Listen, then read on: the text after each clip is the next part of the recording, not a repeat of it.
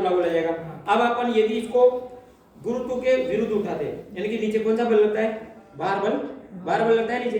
अब इसके विरुद्ध उठाएंगे इसको, देखो इसको उठाने के लिए मैं क्या कर रहा हूँ, कमांड का उपयोग कर रहा हूँ। अब इसमें दो प्रकार के पार्ट होंगे, एक तरफ तो क्या बता रहा है न्यूटन, और एक तरफ क्या बता रहा है ग्राम, है ना।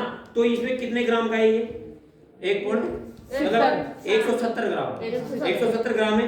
170 ग्राम में इधर कितना लग रहा है, 1.6, तो 1.6 न्यूटन भार बल लगा रहा है ये अपने आप।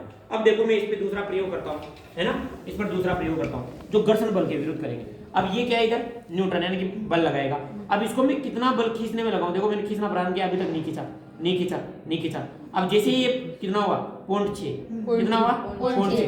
जैसे मैंने इसको इसके पाटे को 0.6 पे नोट किया, 0.6 पे किया, तो ये इस पे इसको क्या होगा, इधर खींच रहा है, यानी कि जो घर्षण इसको बल रोक रहा था ना, देखो मैं बल नहीं लग रहा, तो घर्षण रोक रहा है इसको।